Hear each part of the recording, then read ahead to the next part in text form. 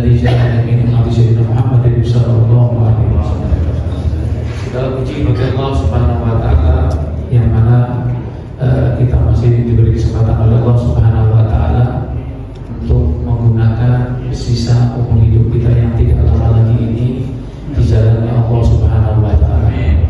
Mudah-mudahan kita berharap atas rahmat dari Allah, apa yang kita lakukan ini semuanya diterima oleh Allah Subhanahu wa taala. Allahumma taqabbal minna salatana wa syamana wa qiyamana wa ta'abudana wa taqmit tafsirana ya Allah ya Allah ya Arhamar Rahimin.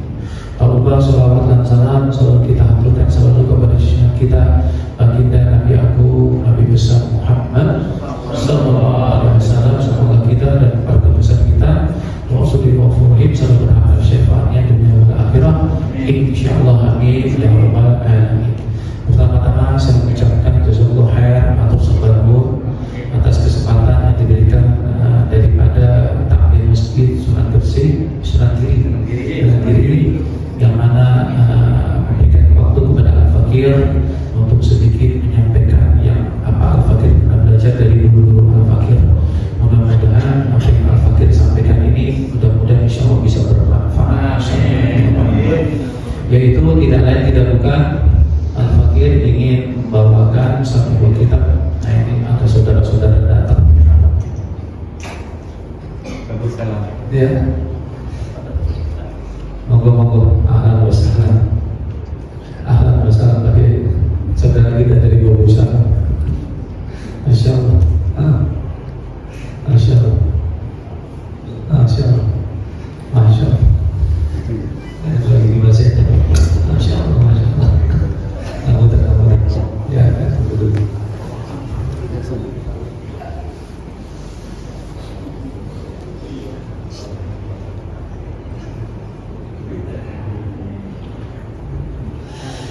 Alhamdulillahirrahmanirrahim. Apa yang Al-Fakir ingin bawa pada pertemuan ini tidak lain tidak bukan ada satu kitab Unsimi'atu Sunnatin Sunnatis Sholah, yaitu kitab tentang 500 sunnah-sunnah yang berkaitan dengan sholat, ya, yang berkaitan dengan sholat. Nah ini saya ada satu fotokopi yang saya mau hadiahkan kepada takmir ini. Nanti kita akan baca satu persatu. Nanti kalau seandainya kita merasa kepingin butuh yang lebih dalam lagi, nanti silakan diperbaiki. Ya ini takmirnya. Oh ya, masya Allah. Ya, apa tadi? Ya. Jadi yang kita ingin bahas yaitu berkaitan dengan sunnah-sunnah yang ada di dalam sholat, baik itu sebelum sholat atau di dalam sholat atau sesudah sholat. Sekarang pertanyaannya, kenapa sih kita ini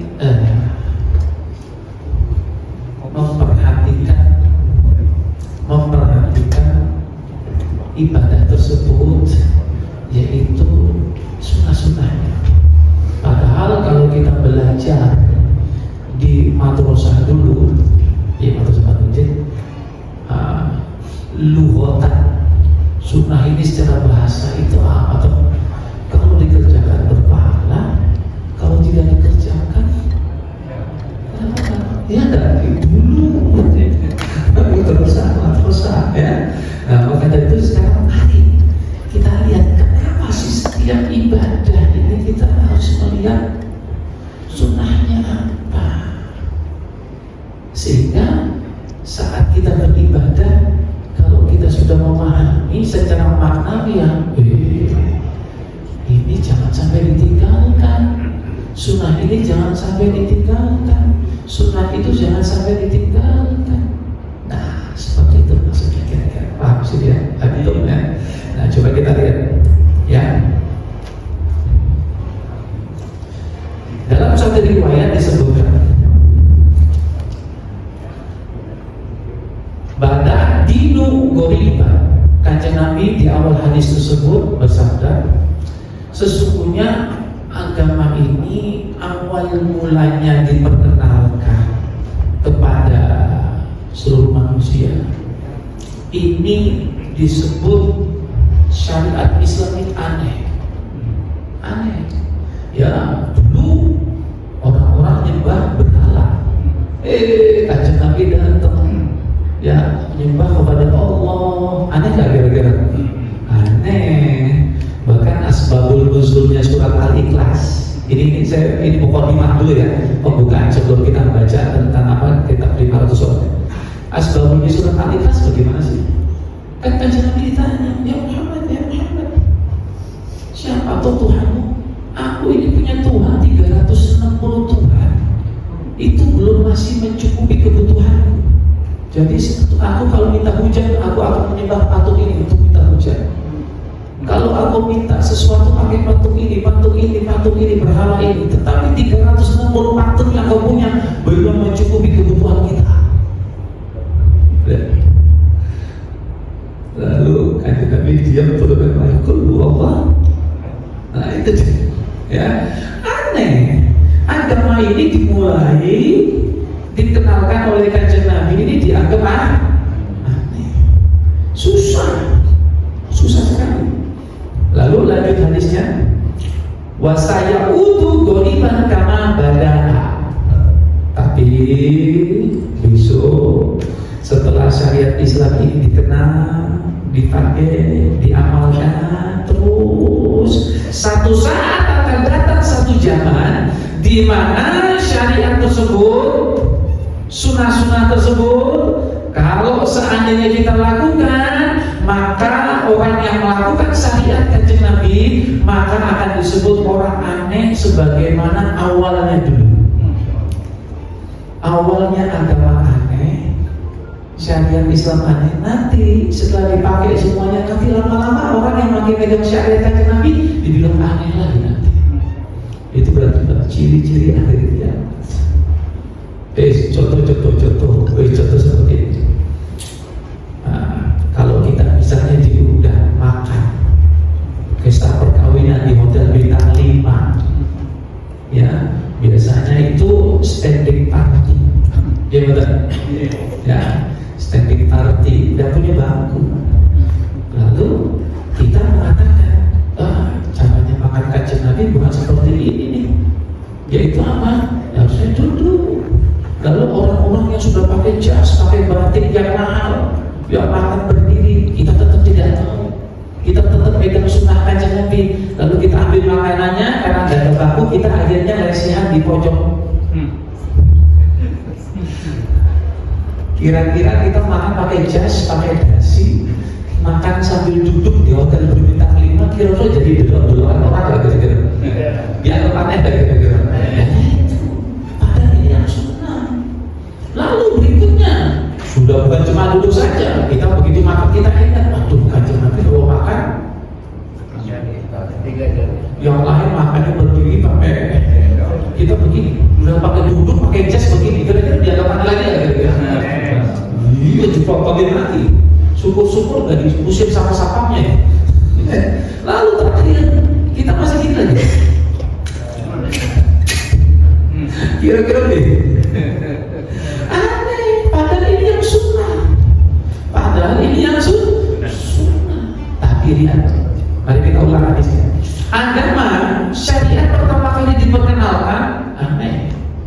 Tetapi nanti satu saat akhir zaman orang yang masih pegang sunnah Kanjeng Nabi akan disebut orang aneh. Tapi jangan khawatir, fatuba mau mata beruntung karena Nabi. Oh maaf, orang kalau dagang mau untung baru gini. Untung. Kalau kita hidup di dunia juga harus untung. Maka beruntung siapa yang beruntung tersebut? Lil ghurabai, orang yang disebut aneh. Akhir zaman kalau orang yang disebut aneh itu yang beruntung. Siapa? Alladzina yuhyuna ma amatana nasu min sunnati. Yaitu orang yang disebut aneh adalah orang-orang yang masih tetap kekeh kuat menghidupkan sunnahnya Nabi Muhammad SAW, di mana sunnah Nabi sudah ditinggalkan. Sallallahu alaihi wasallam. Coba lihat. Berarti kalau kita ini megang sunnah Kanjeng Nabi di akhir zaman, ini siap-siap disebut orang aneh. Siap-siap. Nabi apa? Jangan khawatir, fatuba maka beruntung. Kalau kanjeng Nabi sudah mengatakan beruntung, berarti 3 perkara yang kita dapat. Yang pertama, kalau kita jalankan sunnah kanjeng Nabi pasti dapat pahala, dan pahalanya tidak ada ukuran banyaknya. Yang kedua, pasti dosa kita diampuni oleh Allah Subhanahu wa taala. Qul in kuntum tuhibbunallah fattabi'uni yuhibbukumullah wa yaghfir lakum dzunubakum wallahu ghafurur rahim. Ini janji Allah di Quran. Kalau kita kerjakan sunnah kanjeng Nabi sudah dapat cinta Allah, diampuni dosa Allah. Yang ketiga, diangkat derajat kita di sisi Allah Subhanahu wa taala. Berarti kalau kita melihat hal tersebut, ya, kalau kita melihat hal tersebut, berarti di dada kita ini sekarang harusnya kita mengatakan kerjakan sunnah, ittiba kepada kanjeng Nabi. Kenapa? Kalau kita ittiba kepada kanjeng Nabi, mengerjakan sunnah, kita akan mendapatkan keberuntungan. Kita akan mendapatkan keberuntungan. Berarti lawannya apa? Kalau orang tidak peduli dengan sunnah kanjeng Nabi, rugi. Itu yang harus ada di dada kita. Nah, sekarang coba lihat, apa sih keberuntungan yang orang menjalankan sunnah kanjeng Nabi sehingga para sahabat, para alim ulama, para salaf soleh itu kalau mau mengerjakan sesuatu langsung pikirannya ini dicontohkan oleh kanjeng Nabi tidak, ini sunnah kanjeng Nabi atau tidak, saya melanggar sunnah kanjeng Nabi atau tidak. Coba kita lihat dalam kitab Irsyadul Ibad, di sini disebutkan ada satu kisah walhufiyah al-Fudail bin Iyad, yaitu ada satu alim ulama, ahli tasawuf, ahli sufi, Fudail bin Iyad, yaitu hidup pada zaman khalifahnya Raja Harun al-Rashid, ya, sekitar tahun 1807 Hijriah. Itu zaman sudah, ya. Di sini sesungguhnya Fudail bin Iyad, ahli tasawuf, ulama besar, ya, nasiya fil wudu'i ghusl marratain, yaitu apa? Fudail bin Iyad begitu wudu saat membasuh tangannya, yang pertama kan wajib, yang kedua sunnah, ketiga sunnah, ya, beliau lupa basuhnya cuma 1 kali, tidak 2 kali, tidak kedua dan ketiga, karena kedua sunnah, ketiga sunnah, lupa, bukan sengaja lupa, ya. Falamma sholat, setelah itu dia sholat. Wa nama fil kailati ro'a Nabi sallallahu alaihi wasallam. Begitu selesai sholat, Fudail bin Iyad pulang tidur. Dalam tidur bermimpi bertemu Nabi besar Muhammad sallallahu alaihi wasallam. Faqala, maka Rasul sallallahu alaihi wasallam menegur Fudail bin Iyad. Ya Fudail, hei Fudail, al-ajabu minka innaka tatruku fil wudu'i sunnatih. Maka kanjeng Nabi mengatakan apa? Aku bingung melihat engkau ya Fudail. Engkau tadi waktu wudu sebelum sholat, kenapa meninggalkan sunnahku? Ditegur oleh kanjeng Nabi. Kenapa meninggalkan sunnahku? Ya. Fantabahal Fudailu min haibatihi. Lalu Fudail langsung bangun, takutnya luar biasa. Wajadal wudu'a, lalu Fudail bin Iyad bangun berwudu kembali dengan wudu yang sempurna, menjaga sunnah-sunnahnya kanjeng Nabi. Min awalihi, dari mulai awal, wa wadhafa ala nafsihi khamsami'ati raka'atin ila sanatin kafaratan. Lalu sebagai rasa salahnya karena tidak mengerjakan sunnah, maka Fudail bin Iyad yaitu melakukan ibadah sebagai bentuk kafarah, sebagai bentuk penebus dosanya, yaitu melakukan sholat setiap hari, sholat sunnah sebanyak 500 rakaat selama 1 tahun. Sallallahu alaihi wasallam. Merasa meninggalkan sunnahnya kanjeng Nabi, wudu cuma sekali sah, tapi tidak ada basuhan kedua, ketiga, sunnah ini. Begitu ditegur oleh kanjeng Nabi, langsung berwudu, lalu dia mewajibkan dalam tanda kutip sholat setiap hari 500 rakaat 1 tahun. Kenapa? Karena merasa apa? Ninggalkan sunnah. Ninggalkan sunnah. Coba kita melihat lagi ulama-ulama bagaimana perlakuannya terhadap sunnah tersebut.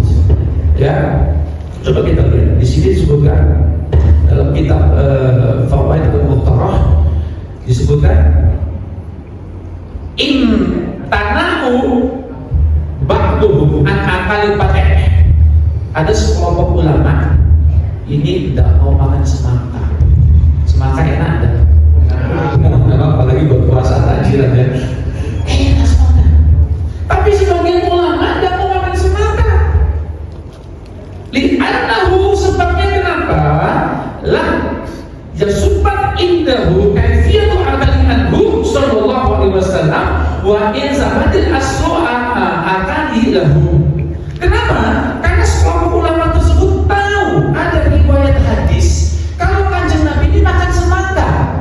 Loh, tapi kenapa ulama tidak mau makan semangka? Tapi ulama tersebut belum menemukan riwayat hadis bagaimana caranya Kanjeng Nabi makan semangka, potongnya dari kiri ke kanan atau atas bawah. Takut salah sehingga gak jadi makan semangka. Coba lihat. Takut salah melanggar sunnah Kanjeng Nabi. Kalau Kanjeng Nabi ini makan semangka, ini potongnya dari kiri ke kanan atau atas ke bawah, sehingga karena takut salah ditinggalkan makan semangkanya karena takut melanggar sunnahnya Nabi besar Muhammad SAW. Nah, awak juga dia gitu. Dia makan semangka, potongnya kiri kanan atas bawah, kiri kanan, mikir nggak kira-kira? Mikir nggak mikir sudah. Nah ini ulama ini seperti ini, semuanya kiblatnya kepada Nabi besar Muhammad sallallahu alaihi wasallam. Karena Rasul sudah Abu Sufyan asal ya ini karena contohnya terbaik. Nah, maka dari itu, kapan sih kita punya di data kita? Setiap tindakan kita, perbuatan kita, saya itu apa? Derek contoh Kanjeng Nabi besar Muhammad sallallahu alaihi wasallam. Orang yang kalau sudah di dadanya ada Nabi besar Muhammad SAW, ya Allah, mulia. Fatuba, ini janjinya Kanjeng Nabi, beruntung. Ada satu kisah seorang ulama, ini kisahnya terkenal sekali. Bahadur Rahman, jadi mesti paham ini ceritanya. Mungkin sudah diceritakan. Ada satu ulama, yaitu punya kebiasaan. Apa kebiasaan jalankan sunnah Kanjeng Nabi? Yaitu kalau bangun tidur sebelum doa. Bangun tidur pertama kali. Sehingga ulama tersebut, ya, ini sunnah. Ulama tersebut kalau tidur di sakunya tidur dia pasti ada siwak, atau di samping tempat tidurnya ada siwak. Ini pernah kita amalkan nggak kira-kira? Kita tidur bawa siwak, pernah nggak kira-kira? Ulama tersebut kenapa? Setiap tidur bawa siwak, karena bangun tidur langsung siwakan, istiqomah. Satu saat, subhanallah, ulama tersebut meninggalnya dalam keadaan tidur. Begitu meninggal dunia, ya diproses seperti apa adanya, dimandikan, dikafani dan sebagainya, dimasukkan kubur dan sebagainya. Ulama ini tidak tahu sudah kalau dia meninggal dunia. Begitu masuk alam kubur, didatangi munkar dan nakir, dibangunkan, gong yang fulan, karena di baik pokoknya pun ada gong yang fulan, masalahul antum. Saya mau menanyakan pertanyaan kubur kepada antum ya, ditanya. Begitu bangun, si ulama tersebut nggak tahu kalau yang bangunkan munkar dan nakir, nggak tahu. Akhirnya karena dibangun dipikir di temannya dia, yang dilakukan apa? Siwak, saya mana di siwak? Nyari siwak, padahal sudah ditutup. Lalu siwaknya nggak ada, dipikir ini temannya ini goda dia ini ngambil siwaknya. Siwak saya mana? Saya mau siwakan dulu. Saya mau kerjakan sunnah. Siwak saya mana? Lalu malaikat munkar dan nakir mengatakan, bingung ini, bahwa kejadian ini. Lalu kata apa? Orang ini sudah benar-benar dengan kuat menjaga sunnah Nabi besar Muhammad SAW. Maka dari itu tidak ada alasan kita untuk menanya pertanyaan kubur. Silakan engkau tidur kembali sebagainya pengantin baru sampai hari kiamat. Coba lihat, satu sunnah yang dikerjakan sudah seperti itu, utamanya fatuha, maka beruntung. Apalagi hidup kita istiqomah melakukan 2 sunnah, 3 sunnah, 4 sunnah, berapa semuanya kita bias dengan sunnah-sunnah semua. Sallallahu alaihi wasallam. Fatuba, maka beruntung. Jadi di dada kita ini harusnya apa? Kalau kita mengerjakan sunnah, kita ini beruntung, mendapatkan sesuatu yang besar di sisi Allah Subhanahu wa Ta'ala. Ini coba lihat, apa sih keberuntungan yang kita dapatkan? Yang lain diantaranya, ya dalam satu riwayat pun disebutkan, ya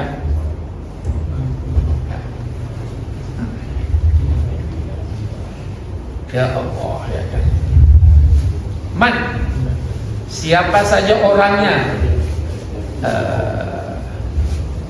ahya sunnati, yang menghidupkan sunnah, siapa saja orangnya yang menghidupkan sunnahku, inda fasadi ummati, tatkala sunnahku tersebut, yaitu pada zaman sudah rusak, umatku ini sudah rusak, tak memperdulikan. Ya, maksudnya apakah zaman sekarang sudah terjadi belum? Yaitu zaman sekarang umatnya Kanjeng Nabi sudah dalam tanda kutip rusak tak kira-kira. Saya dulu pernah tanya sama guru saya, Habib, apakah zaman sekarang umatnya Kanjeng Nabi sudah rusak? Kanjeng Nabi, guru saya mengatakan ya. Kenapa? Karena bukan cuma sunnah sekarang yang tidak diperdulikan, bahkan wajib pun sudah nggak dikerjakan. Wajib pun sudah tidak dikerjakan. Berapa banyak orang tak sholat, sengaja tak sholat?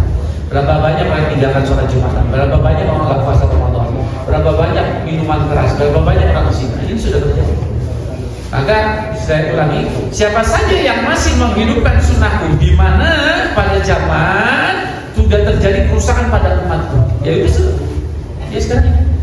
Falahu, maka baginya orang yang masih istiqomah mengerjakan sunnah Kanjeng Nabi di mana zaman ini sudah rusak, falahu, maka baginya ajru mi'ata syahidin, yaitu akan mendapatkan kemuliaan di sisi Allah, yaitu pahala 100 orang syahid. Bukan 100. Padahal kalau 1 syahid saja urusan akhirat gak apa-apa gitu. Pertanyaan kubur lancar, dibangkitkan taman kubur dan taman-taman surganya Allah Subhanahu wa Ta'ala, ya kesiratul mustaqim secepat kilat dan sebagainya. Jadi orang yang sekarang zaman sekarang ini masih mengerjakan sunnah-sunnah Kanjeng Nabi, dan zamannya sekarang ini karena orang sudah tidak memperdulikan sunnah itu kembali, maka setiap sunnah akan mendapatkan pahala 100 syahid. Jadi jangan sekali-kali kita ini ngentengin sunnah, ya. Maka coba kita melihat tadi. Qala Sayyidul Ta'ifah Imam Junaid bin Muhammad rahimahullah taala, at-turuqu ila Allah, jalan mendekatkan diri kepada Allah Subhanahu wa taala. Apa sih jalan mendekatkan diri kita kepada Allah Subhanahu wa taala? Salat fardu, mendekatkan diri kepada Allah. Puasa fardu, mendekatkan diri kita kepada Allah Subhanahu wa taala. Salat sunnah itu adalah jalan mendekatkan diri kita kepada Allah. Puasa sunnah mendekatkan diri kita kepada Allah. Birrul walidain mendekatkan diri kita kepada Allah. Mujahadah, baca manaqib, zikir yang lain, zikir ghafilin, sedekah dan sebagainya, semua itu adalah jalan-jalan mendekatkan diri kita kepada Allah Subhanahu wa taala. Disebutkan jalan mendekatkan diri kepada Allah Subhanahu wa taala kulluha masdudatun, semuanya tertutup. Berarti kita tertutup, ibadah kita ditolak semua. Ibadah kita ditolak oleh Allah Subhanahu wa taala, kita sholat ditolak, tidak diterima. Padahal kita kalau sholat tarawih doanya apa? Sholat witir. Allah taqabbal minna sholatana wa syiyamana wa qiyamana, Gusti Allah, terimalah sholat saya, ruku saya, sholat saya. Kita minta diterima. Apa sih pentingnya ibadah kita diterima besok saat dibizar dengan sama wal basar wal qala kullu la yakana ulul mas'ulah, waktu kita ditimbang. Maka timbangan yang bisa memberatkan amal kita ini cuma yang diterima. Kalau kita bisa satu hari sholat 100 rakaat, yang diterima cuma 2 rakaat, maka ya yang memberatkan amal yang cuma 2 rakaat. Kalau kita sedekah satu hari 1 miliar, yang diterima cuma 2.000, maka yang bisa memberatkan timbangan amal yang cuma 2.000. Nah, di sini sebutkan semua jalan menuju Allah semuanya tertutup, tertolak. Lebih kita ini, sholat kita percuma, puasa kita percuma, baca Quran kita percuma, semuanya percuma. Illa kecuali. Kalau kecuali berarti apa? Ini yang tidak tertutup, ini yang diterima. Apa yang kecuali? Alamat paling atas wong, apa itu ini atas wong ini orangnya, ya orang-orang yang apa? Iktafa asari Rasulullah sallallahu alaihi wasallam, kecuali orang yang mengikuti jejaknya Nabi besar Muhammad. Saya sholat ikuti sholatnya Kanjeng Nabi, saya puasa ikuti caranya Kanjeng Nabi, saya kalau masuk masjid ikuti caranya Kanjeng Nabi. Apa? Begitu masuk masjid, masuk apa? Nawaitu sunanan iktikaf fi hadil masjid ma'mudzuhi lillahi ta'ala, niat iktikaf. Kalau nggak sempat tahiyatul masjid diganti dengan subhanallah walhamdulillah wa la ilaha illallah akbar 3 kali, sunah semuanya. Nah, sekarang seperti itu. Berarti keuntungan berikutnya kita menjalankan sunnah, yaitu apa? Ibadah kita menjadi diterima oleh Allah Subhanahu wa Ta'ala. Coba lihat contohnya, salah satunya ya, sebelum kita buka kitab ini, biar kita mantap mengerjakan kesunahan yang diajarkan oleh Kanjeng Nabi besar Muhammad SAW, seperti itu ya.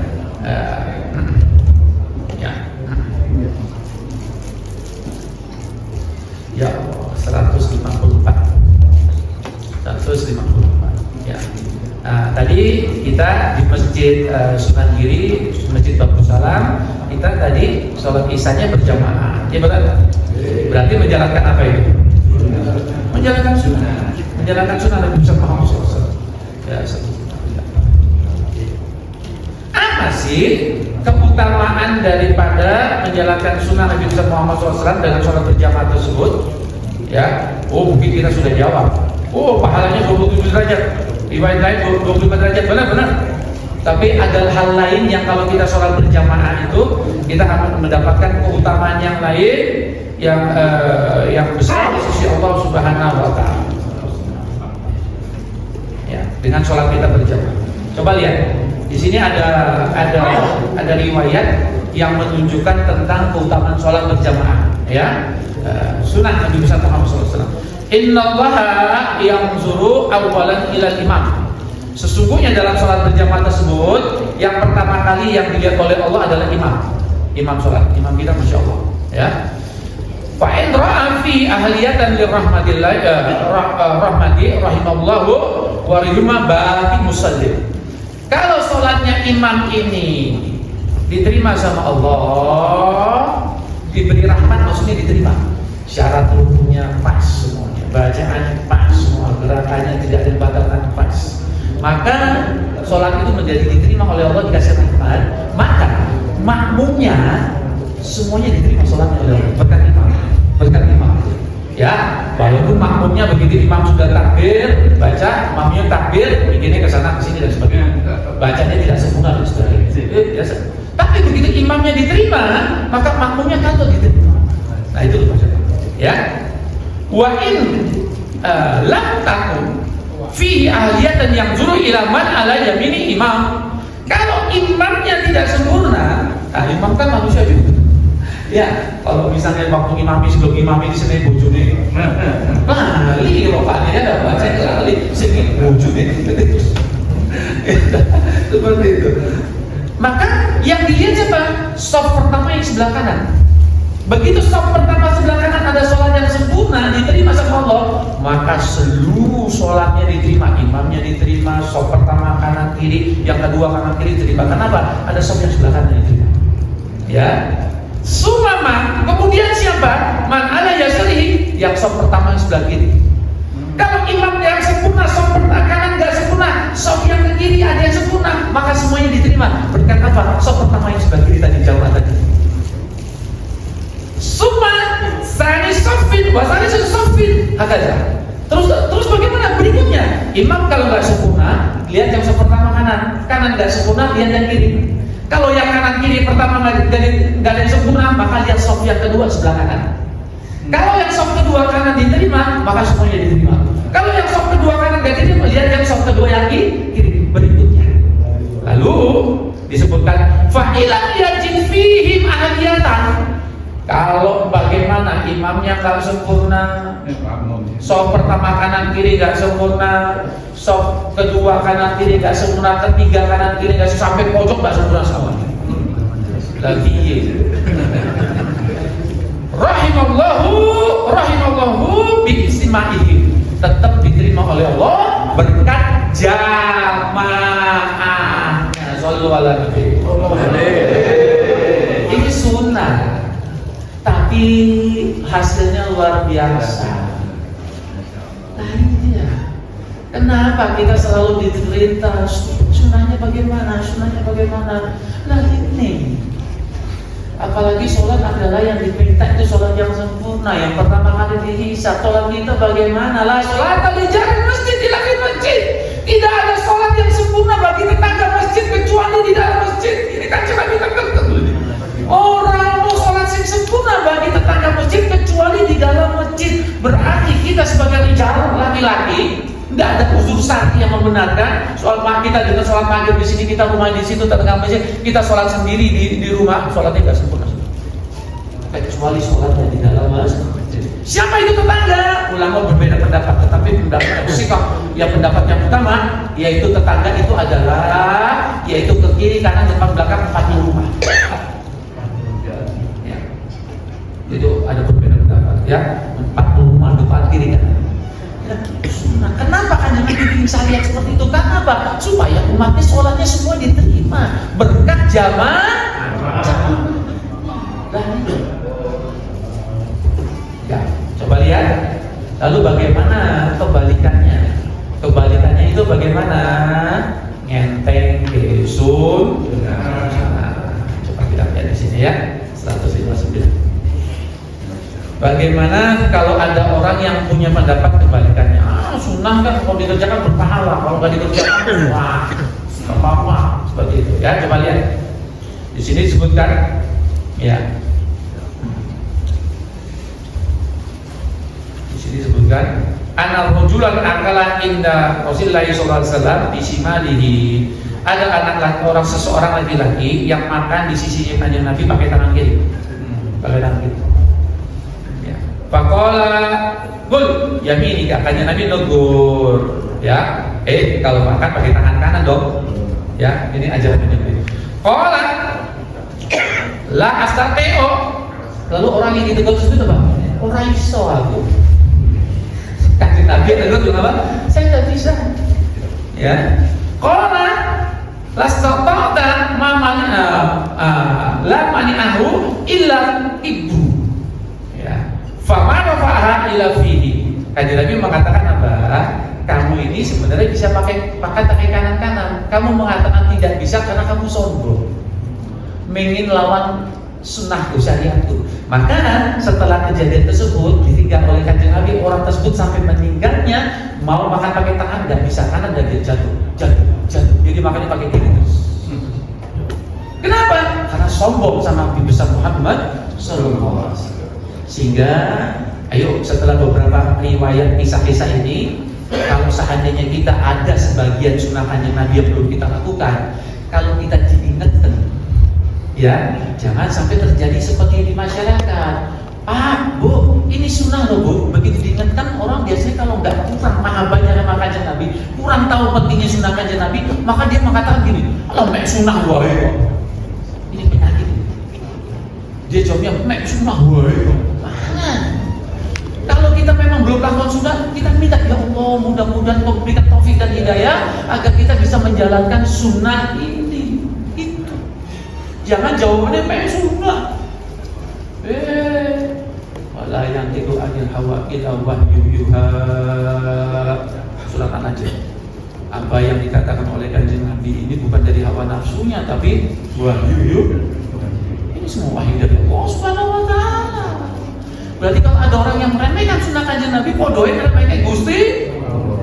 Maka dari itu, mari sekarang kita ini cari kesempurnaan ibadah kita dengan apa? Menyempurnakannya dengan semua sunnah. Sholat rukunnya sunnahnya, puasa seperti ini sunnahnya bagaimana? Ya, baca Quran seperti ini sunnahnya bagaimana? Ya, hubungan dengan masjid apa aja yang terjadi sunnah-sunnah di masjid itu bagaimana? Semuanya sudah. Seperti ini. Ya, maka dari itu mari sekarang kita membahas kitab, yaitu apa? sunnah di dalam sholat, yaitu ada 500 kan, seperti itu ya. Ini nggak selesai. Nggak, kita bahas cuma 1, 2 nanti. Insya Allah nanti waktu kita ada rezeki kita kita bisa bahas kembali ya. Ya, ini kitabnya disusun Habib Sa'ad ya. Al-Idrus ya, imam daripada Masjid Segaf. Beliau meninggal dunia waktu mulai ngaji baca kitab Ihya. Lagi baca gini, beliau pas meninggal dunia begitu memeluk kitab Ihya. Orang muridnya nggak tahu dia ternyata betul. Masya Allah. Supaya dapat berkahnya, mari sama-sama kita kirim paten ya. Apa dia? Susah. Nah, Syekh Habib Muhammad bin Idrus Al-Mudrami Jalil atau Habib Sa'ad, Firqahum warhamhum wa'afifu anhum wa'afirhum warhamhum wa'afifu anhum wa la tusyrik Muhammad sallallahu alaihi wasallam. Al-Fatihah.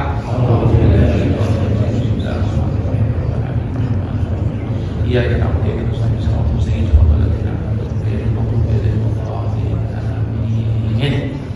Ya, sebagai pembukaan, mari kita ambil ibrah daripada hadis Rasulullah SAW. Sebutkan Mayyuridullahu bihi khairan yufaqihu fiddin. Siapa saja orang yang dikehendaki kebaikan oleh Allah Subhanahu wa taala, maka Allah akan memberi pemahaman tentang agama. Diulangi, siapa saja orang yang dikehendaki kebaikan oleh Allah, maka niscaya Allah akan memberikan pengetahuan tentang agama. Berarti kalau kita ngaji, berarti kan kita dapat pengetahuan tentang agama. Berarti apa? Mudah-mudahan kita dikehendaki kebaikan oleh Allah Subhanahu wa taala. Insyaallah ya. Nah, mari sekarang kita bahas tentang sunnah tersebut tadi. Hadiahnya boleh dibuka itu nanti kalau ini nggak bisa nih ya. Sunnah sholat ya, yaitu sunnah-sunnah dalam sholat. Li sholati sunnahun kasiratun naskun minha khamsimi'ati sunnatin faqat wa hiya musannif penulis kitab mengatakan sunnah dalam sholat ini banyak sekali, tapi kami ini hanya menyebutkan 500 saja faqat ya. Dulu saya pernah mengikut daurah pengajian daurah ini pengajian intensif itu 1000 sunnah ya. Di sini yang saya dapatkan kitabnya 500 faqat hal yang berokok wahiyah, yaitu ya. Pertama, sunnah yang pertama adalah al-azanu. Jadi sholat ini, sholat subuh sampai isya, sunnahnya ini sebelum sholat azan. Ini sunnah. Lah, alhamdulillah kita sudah paham ini. Ya, kita paham. Tapi kan nggak selamanya kita sholat di masjid ini. Kadang-kadang kita musafir. Yang namanya azan ini sunnahnya lengket dengan sholat fardu. Berarti apa? Seandainya besok kita safar, kita di rest area, ya, kita di rest area, tidak ada orang, ya. Misalnya kita sudah ketinggalan pertama, kita mau gelombang kedua, tetap sunnah azan. Ini misalnya nih ada tamu ini, datangnya kan sudah ketinggalan tuh ya enggak? Dia sholat isya, sholat isya, sunnahnya azan. Tetap sunnahnya azan. Jadi azan ini bukan cuma sekali saja. Jadi untuk yang gelombang kedua, gelombang ketiga, gelombang keempat, waktu kita lagi safar ini, kita sholat duhurnya ketinggalan, kita nanti ketemu rest area atau di jalan jam 1:30 kita sholat duhur, kita datang, sunnahnya tetap azan. Bagi yang berjamaah ataupun sendiri, tetap sunnah azan. Lah kenapa? Coba kita lihat ya. Kenapa disunahkan azan tersebut? Ya,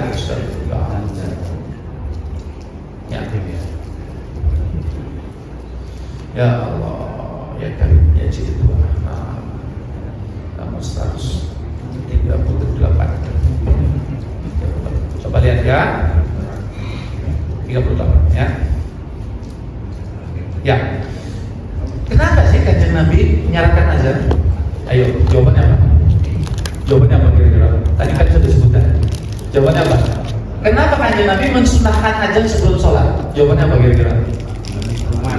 Fatuba, maka beruntung. Sekarang coba kita lihat ya. Disebutkan Aminah Abi Syaibata wal Bahaki, Imam Bahaki ya, an Salman Farisi, sahabat Nabi ya. Mauqufan qala idza kana rajulu fi ardin Terkadang ada seseorang di bumi ini fa'aqam as-sholata sholat khalfahu malakani. Jika ada orang sholat di bumi ini, dimanapun dia sholat, maka di belakangnya ada 2 malaikat.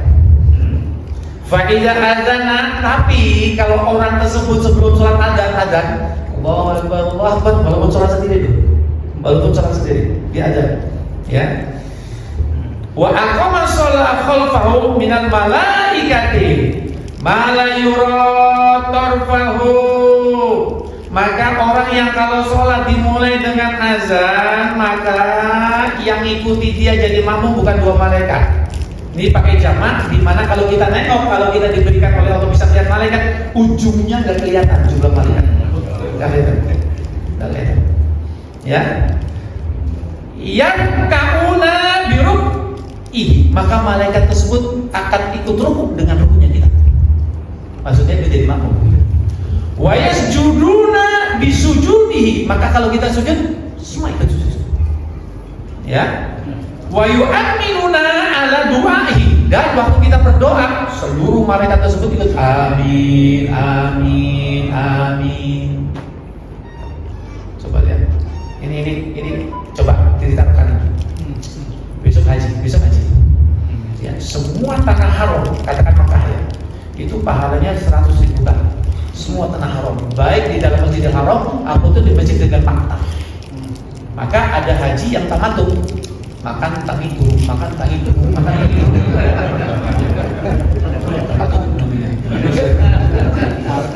Dia ngambil polnya seperti itu. Lah kan tanah haram sampai semua sama. Saya sholat di kamar saya kan sama pahalanya. Ya benar sama, tapi jumlah pahalanya kalah. Kenapa? Dilihat jumlah makmum. Masjidil Haram kan makmum paling banyak. Jadi pahalanya lebih banyak di Masjidil Haram dibandingin dengan masjid yang lain. Walaupun dilipatkan dari 100.000 dilipat, tapi kan ada lipat jumlah jamaahnya. Paham maksudnya ya?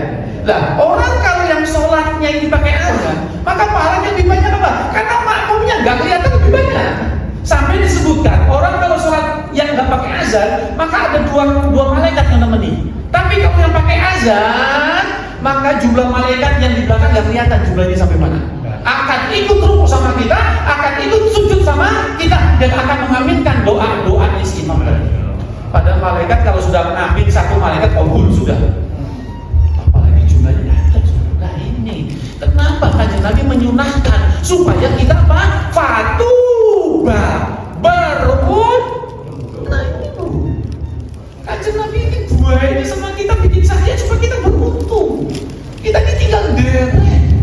Kalau sahabat ini ya Allah, sahabat ini kalau Kanjeng Nabi merintahkan segala sesuatu jawabannya cuma satu, sami'na. Nah itu. Apa tuh zaman sekarang ini kalau dikasih tahu ini sunnah, dalilin. Tolong. Lah itu susah ada. Sudah dikasih tahu dalil maksudnya enggak usah orang apa itu. Dikasih kitab mereka baca juga. Nah ini tidak Allah. Mau percaya apa ya sama bapak kiai semua betul. Asli repotnya gini zaman sekarang ini. Ya seperti itu. Jadi apa? Ya ini kita beruntung. Kenapa kita akan mendapatkan lipat pahala yang begitu banyak karena malaikat jadi makmum kita semua.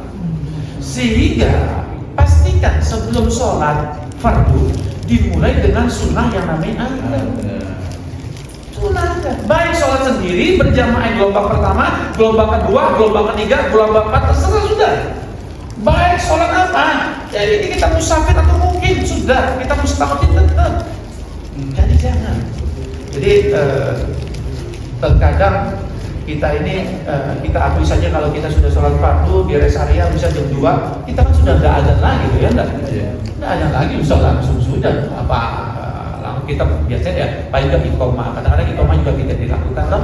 Kalau azan dipastikan sudah tidak ada azan lagi. Coba anggap di masjid ini, misalnya di masjid ini katakan duhur, setelah itu ada orang datang ya untuk gelombang kedua. Apakah kira-kira gelombang kedua tersebut dimulai dengan azan ya kira-kira? Tidak, cuma sekali itu. Padahal sunnah. Nah, kenapa Kanjeng Nabi bikin syarat ini? Fatuba. Maka berwudu. Gitu ya. Coba kita lihat apa sih keuntungan azan berikutnya. Ya 124. 124. Ya Allah ya Karim. Coba kita lihat. Ya.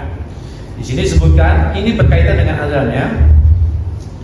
Zakaru ba'duhum Anal Fadlah Ibnu Abbas balagona ahadisu an Nabi sallallahu alaihi wasallam annahu qala. Ya, ini dari kanjeng Nabi ya. Ada.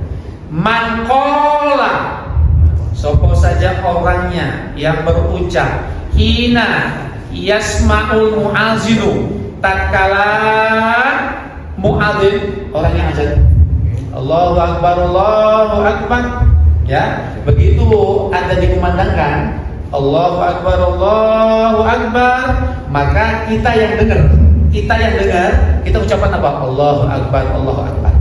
Tetapi setelah itu kita ini berdoa, kita berzikir. Apa zikirnya? Marhaban bil qaina adlan wa bisolati marhaban wasahlan. Itu zikirnya. Jadi begitu Allahu Akbar, maka kita ucapkan apa? Allahu Akbar, tapi kita sambung. Apa? Marhaban bil qaina adlan wa bisolati marhaban wasahlan. Ini ucapan. Ini di fotokopi itu saya tulis. Nah, ada di situ. Kalau berbanyak nanti dapat semua. Kalau kita mengucapkan tersebut dengan zikir tersebut, Allahu mi'ata alfi hasanatin, maka kita akan mendapatkan pahala 100.000. Bukan 100.000. Wa maha anhu mi'ata alfi sayiatin, maka kita akan dihapus kesalahan kita 100.000. Wa rafa'alu mi'ata darajatin, derajat kita di surga ditingkatkan 100 derajat. Jadi setiap aja kita mengucapkan marhaban bil qaina adalah bisawati mahal wasahlan, maka kita dapat pahala 100.000. Dosa kita diampuni 100.000, derajat kita diangkat 100 derajat. Coba lihat, 100.000. Apa iya kita satu hari ini melakukan kesalahan 100.000 sih? Berarti kalau kita melakukan kesalahan 100.000, coba lihat mana kalkulator. Coba, satu hari ada berapa? 24 jam ya? 24 jam kali 60 berapa? Berapa? Ayo, kali berapa? Ayo. Nah, ini coba lihat. Satu hari kan 24 jam tuh. 24 kali 60 menit kali 60 detik. Satu hari satu malam ada 86.400 detik. 86.400 detik. Sedangkan kalau kita mengucapkan ini, kita menghapuskan dosa kita 100.000. Habis sudah. Tenturah meneh. Ini dari satu sunnah saja dosanya disini. Apakah kita ini setiap detik maksiat terus? Enggak tidur dipakai maksiat kan enggak tuh. Orang kalau tidur kan sudah tidak bermaksiat. Ya, dia tidak berpahala, tidak bermaksiat. Berarti dengan syariat ini dosa kita wis bersih. Ini sebab apa? Sebab kita ittiba kepada siapa? Nabi besar Muhammad sallallahu alaihi wasallam. Sallallahu alaihi Nabi Muhammad. Kurang apa kanjeng Nabi sekarang syariatnya? Dari azan saja sudah seperti itu. Apalagi azannya 5 kali sehari, 500.000. Lah kayak apa? Sehingga kanjeng Nabi kan mengatakan kullu ummati yadkhulul jannah. Seluruh umatku ini masuk surga. Illa man aba. Kecuali si orang yang nggak mau, itu berarti apa? Ya nggak mau mengikuti syariatnya kanjeng Nabi. Mana ta'at dakhalal jannah. Yang mau taat sama aku masih surga. Kenapa? Syariat kanjeng Nabi ini obasiti, pahalanya udah pirang-pirang, pengampunan dosanya pirang-pirang, tingkatkan derajatnya pirang-pirang. Waduh. Sehingga Nabi Musa alaihissalam diceritakan tentang bagaimana keistimewaan umat kanjeng Nabi. Nabi bisa mengatakan, ya Allah, seandainya engkau jadikan aku sebagai umat kanjeng Nabi, aku lebih senang. Dan sekarang kita ngimpi ompo. Ya tiba-tiba ujuk-ujuk dijadikan umatnya kanjeng Nabi. Maka dari itu bersyukur. Alhamdulillah dengan mengucapkan apa? Alhamdulillah ala nikmatil Islam wa kafa biha min nikmatin walhamdulillah alladzi ja'alani min ummati sayyidina Muhammadin sallallahu alaihi wasallam. Sudah apa, Bu? Hafal ya? Masyaallah. Ya, ini kita ucapkan, ya Allah segala puji bagi Allah yang menjadikan kita ini dapat nikmat agama Islam dan kita cukup sudah itu nikmat terbesar dan kita bersyukur kepada Allah dijadikannya apa? Sebagai umatnya Nabi besar Muhammad sallallahu alaihi wasallam. Yang lain ada apa belum? Ada yang belum apa? Belum apa? Ya. Coba itu nanti untuk di YouTube saya aja, di TikTok saya aja. Coba lihat. Kita lihat keutamaannya kalau kita sikir seperti itu ya. Halaman 110 ya. Coba lihat ya. Jadi ya di sini disebutkan Qala Banu Sholihin yang diceritakan oleh sebagian ulama ala Jabrin Arafah, yaitu ada di padang Arafah ya, entah dia umrah ataupun haji ya. Para soleh tersebut bersyukur kepada Allah dengan mengucapkan alhamdulillah ala nikmatil lisan wa kafa biha min nikmati. Ucapannya tadi yaitu segala puji bagi Allah atas nikmat Islam dan kita cukup dengan nikmat tersebut. Dan kita juga bersyukur kepada Allah atas dijadikan sebagai umatnya Nabi besar Muhammad SAW. Ya, ucapan seperti itu. Falamma kana fil amil qabili. Pada tahun berikutnya ulama tersebut datang lagi pada Arafah. Arada yaqulaha ala Arafat aidon, mau mengucapkan zikir yang sama kembali. Tahun depan balik lagi ke Arafah untuk mengucapkan zikir tersebut. Lalu begitu sebelum mengucapkannya, fahatafa bihi hatifun, yaitu ada hatif. Hatif itu ada suara tapi tidak tahu asalnya dari mana. Apa suara tersebut? Mengatakan mahlan ya Abdullahi, ya Abdullah ya hamba ya Allah, pelan-pelan kamu jangan keburu-buru kesusu untuk zikir, ucapan zikir tersebut. Hatta nafruqa min kitabati sawabiha fil amil madi. Kenapa hadis tersebut mengatakan engkau jangan buru-buru mengucapkan zikir tersebut? Karena kita semua ini belum selesai mencatat pahala dari ucapan kamu 1 tahun yang lalu. Jadi ucapan bersyukur atas nikmat Allah kita jadikan Islam dan umatnya Kanjeng Nabi itu pahalanya 1 tahun belum selesai. Bagaimana kalau kita tadi pagi subuh kita ucapkan, duha kita ucapkan, duhur kita ucapkan, asar kita ucapkan, maghrib kita ucapkan, isya ucapkan. Ini kenapa? Kenapa kita mendapatkan pahala yang begitu besar? Karena apa? Fatuba itu apa? Bejo. Kenapa bejo? Ngikutkan apa? Syariatnya Nabi besar Muhammad.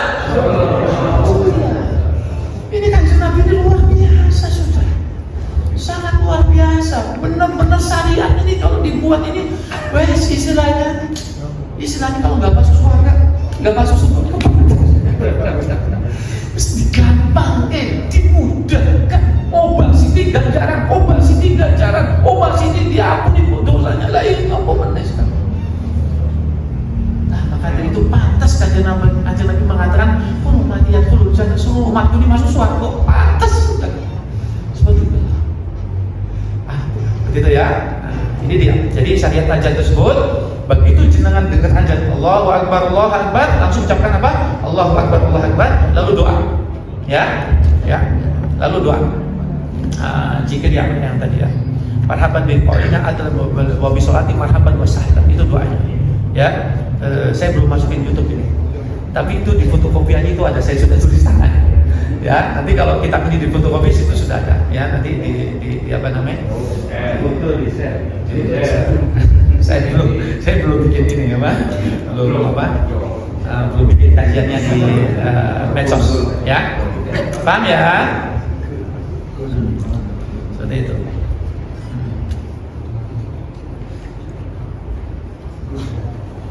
Lalu, setelah azan selesai kan kita doa ya.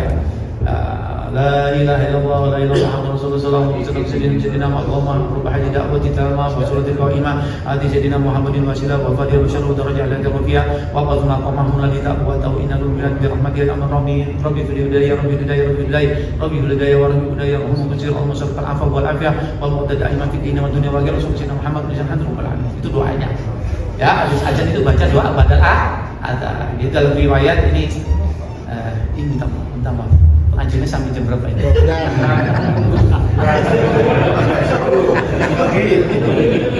Kalau bagus salam ya, bisa selesai. Ya, itu doa tersebut kalau kita baca, kita dipastikan wajibat lahul syafaat. Itu diwajibkan baginya untuk mendapatkan syafaat. Padahal syafaat ini kan begitu umumnya. Kita ini andalkan apa? Ya, syafaat itu akan diberikan siapa? Kepada umatnya Kanjeng Nabi yang memang yang diakui itu sebagai umatnya Kanjeng Nabi Muhammad SAW. Siapa yang diakui? Iya, ada bekasnya, ada ciri-cirinya, yaitu apa? Ada syariat yang dikerjakan. Salah satunya adalah doa kepada Nabi. Dan ini wajibat dalam syafaat. Wajib bagiku untuk memberikan syafaat seperti itu. Dan doa, ada doa yang tadi saya baca, doa birrul walidain 5 kali. Itu karena apa? Ada riwayat disebutkan orang yang ba'da sholat, ba'da baca azan tersebut, maka akan dikatakan doanya dikabulkan. Salah satu tempatnya, maka itu kita doakan kepada orang tua tersebut dengan doa yang 5 kali tersebut. Begitu ya. Lalu saat azan tersebut ada rahasia lainnya di tentang azan tersebut ya. 124 ya. Ya. Maka disebutkan ya, waqad yusannu, yakti disunahkan al azanu, apa azan tersut li ghairi sholati, itu bukan cuma untuk azan sholat saja ya. Azan ini ternyata bukan cuma untuk sholat saja ya. Kama fi udunil mahmumi, seperti apa kalau ada keadaan-keadaan yang buat kita susah, angin ribut ya, gempa bumi ya, ada penyakit seperti itu ya. Coba lihat ya, qala sallallahu alaihi wasallam, setelah bersabda siapa Nabi sallallahu alaihi wasallam, idza uzina fi qaryati, tatkala dikumandangkan azan pada satu daerah, amanahullahu min azabi fi zalikal yaum, maka Allah akan memberikan keamanan pada daerah tersebut hari tersebut. Jadi kalau di mana ada daerah dikumandangkan azan, maka daerah itu satu hari tersebut diberikan perlindungan oleh Allah Subhanahu wa Ta'ala. Kabutan kakak tadi dulu waktu Covid, Mbah Covid itu 2 tahun tuh ya. Ini kalau dulu seandainya pemerintah memerintahkan ya azan dikeraskan, disebarkan di mana-mana setiap masjid, sehingga seluruh daerah Indonesia satu jengkal pun tidak ada yang tidak terjangkau dengan azan, mesti aman. Insya Allah ya. Saya tidak bicara politik loh ya, saya tidak bicara politik ya. Tapi kan justru dulu banyak masjid yang ditutup. Malah ditutup. Ini syariat di kajian tidak diomong. Ada. Maka dengan jelas dikatakan kalau seandainya ada satu daerah yang dikumandangkan azan, maka daerah tersebut akan diamankan oleh Allah dari azabnya Allah pada hari tersebut. Dan sini ada satu kisah. Ini kisahnya panjang, saya cuma baca aja ya. Di sini disebutkan terjadi pada Zatal bil Baghdadi yauman hatta asrafa ala Araqi. Farabana solihin ka'annahu waqafa ala islam wa huwa yaqul la haula wala quwwata illa billah. Di sini ini saya akan baca ya. Ini terjadi di Baghdad. Di Baghdad tersebut ada satu wali Allah itu melihat ada 2 malaikat bertengkar. Ada 2 malaikat bertengkar. Malaikat yang pertama ya, yang bertengkar maksud seperti manusia. Ini bahasa sederhananya lagi apa? Bertengkar maksudnya lagi debat gitu. Ya. Konsultasi. Lagi bertengkar maksudnya lagi berdebat. Kenapa? Karena wali Allah tersebut melihat, yaitu apa? Baghdad tersebut itu sungainya tanpa hujan ini naik akan tenggelam. Dan malaikatnya ini berdebat, maksudnya apa? Dua orang pendapat saling seperti tidak ada pendapat, berkatakan apa? Aku diperintah oleh Allah untuk menenggelamkan kota Baghdad. Lah kenapa? Karena tadi malam ada 700 zina. Ya, terus zina. Tetapi malaikat yang satu turun, aku diperintah oleh Allah untuk supaya kalinya tersebut disurutkan kembali. Maka berdebat. Lah kenapa? Karena tadi malam itu diterima oleh Allah, ada azan yang 700 kali diterima oleh Allah, sehingga azan tersebut sama dengan jumlah maksiat, sehingga Allah menggagalkan azabnya di daerah tersebut. Seperti itu. Jadi ada suara adzan, ada maksiat, sama-sama 700, sehingga berkat azan tersebut daerah Baghdad tidak jadi tenggelam. Nah ini kisahnya seperti itu.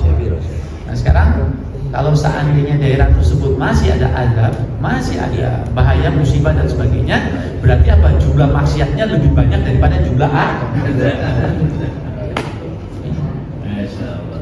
nah, apalagi zaman sekarang, ya Allah, ya seperti itu, ya. Ya Allah. Dan ini keberuntungan buat orang yang muadzin. Yukfaru lil muadzini, yaitu akan diampuni siapa bagi orang yang adzan.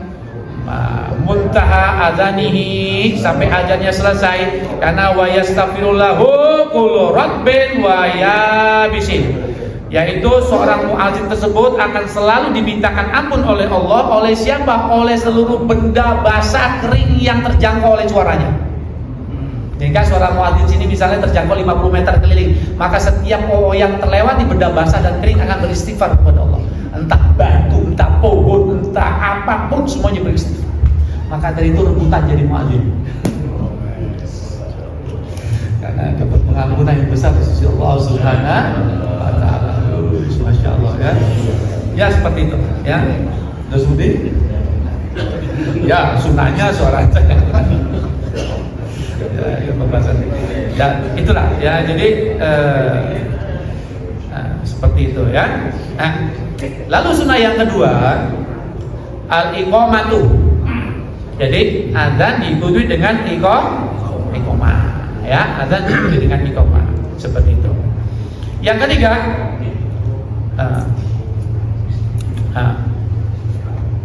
yang pertama azan, yang kedua iqamah, ya. Yang ketiga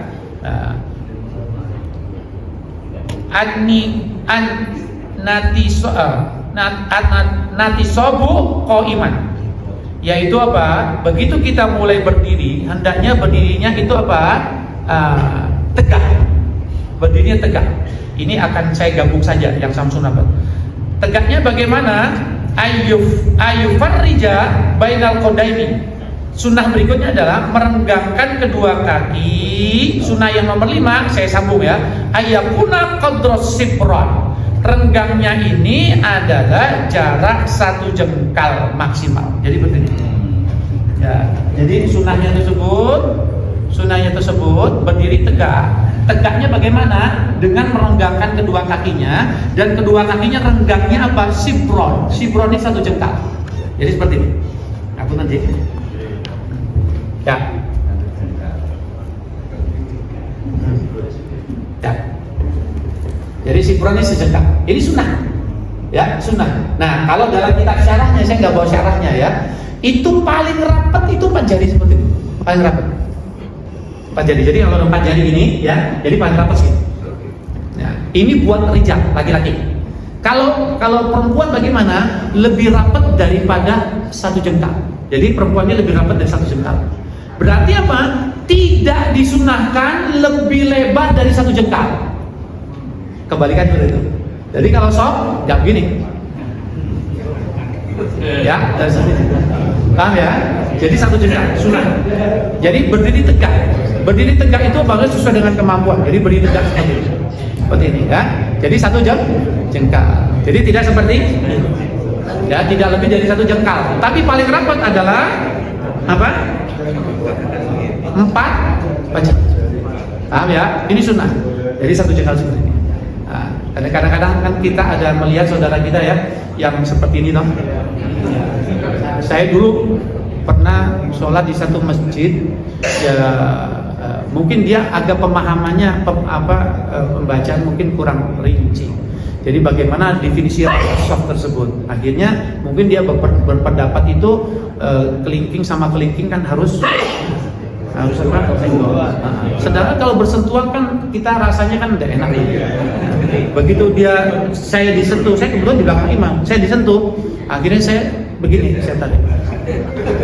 Dioyak lagi. Saya ini cuma sudah nggak kata sholatnya karena makmum saya rusak deh. Saya ini jadi pikirannya apa? Ini saya jadi ini gara-gara ini. Akhirnya saya pikir, ini kalau saya begini bagaimana? Kalau saya begini, mungkin ngoyaknya gini juga ya Allah. Ini bubar sholatnya sudah. Jadi seperti itu dia. Allah. Ya seperti ini dia ya. Jadi enak kalau ngikuti sunnah ya. Seperti itu ya. Yaitu sunnahnya itu adalah 1 jengkal ya. Kalau yang paling rapat itu 4 jam. Jadi kalau perempuan itu lebih rapat daripada 4 jengkal. Lebih rapat dari 1 jengkal tadi ya. Seperti itu. Lalu berikutnya, sunnah yang berikutnya nomor 6, an-nadharu ila mawdi'is sujudi. Sunnah berikutnya adalah menatap ke tempat sujud. Nanti ada ilah kecualinya ya, menatap ke tempat sujud ya. Nanti kita bahas. Yang nomor 7, ayudima an-nadharu ila mawdi'is sujudi fi jami'i sholati haitsu fataha ainahi. Yaitu apa? Menatap ke tempat sujud selama pelaksanaan sholat dengan membuka kedua mata. Ada ilahnya 2. Ini saya praktekkan. Ya. Jadi sunnah berikutnya yaitu adalah menatap ke tempat sujud dengan membuka mata dari awal sampai akhir kecuali ada 2. Yaitu kecuali pada waktu yang pertama kunut. Begitu kunut maka kita akan melihat tempat tangan kita. Itu yang pertama kecualinya ya. Yang kedua saat kita tahiyat baik awal ataupun akhir, yaitu waktu kita pembacaannya ya illallah.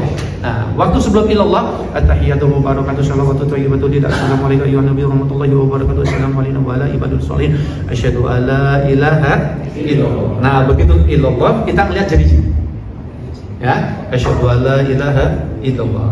Paham ya? Ini sunnah gitu. Tapi ini belum sampai, tapi saya loncat aja. Jadi 2 tempat tersebut.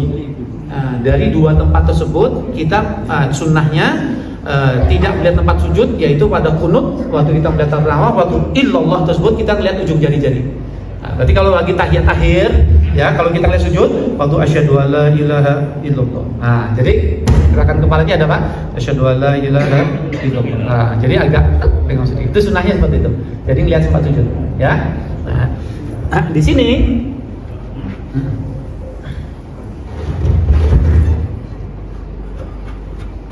ya, di sini kan ada keterangannya.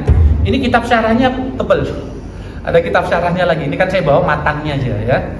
Ya. Di sini disebutkan apa? Yaitu apa? Menatap mata terus ke tempat sujud. Jadi mata tersebut membuka. Jadi mata ini apa? Tidak merem. Tetapi ada perkecualian. Kalau seandainya dengan membuka mata kita sholat kita tidak khusyuk karena ada sebab tertentu, maka boleh ditutup matanya. Untuk supaya kita khusyuk, membantu kekhusyukan. Contoh, misalnya waktu kita sholat di shaf yang kedua, shaf yang ketiga, di depan kita ada yang pakai kaos, pilihlah saya nomor 3, maka jembatan mulus, sekolah SMP gratis semuanya. Ada tulisan-tulisan seperti itu. Begitu kita baca, ya, maka kita boleh merem untuk menghilangkan gangguan, boleh. Ya, sehingga sunnahnya kalau kita sholat, kita ini jangan memakai baju di mana kalau baju kita pakai mengganggu kekhusyukan orang sholat. Itu dia. Ya, dulu saya pernah ada satu pengajian, ya, ada waktu itu ada majelis maulid. Ya, lagi tenang pembacaannya, tiba-tiba ada anak muda datang, tiba-tiba langsung duduk di tengah. Ya nggak apa-apa sih, duduk di tengah ada tempat. Tapi apa? Dia pakai kopiahnya seperti sirip hiu, panjang mungkar gini loh. Begitu duduk orang gini semuanya.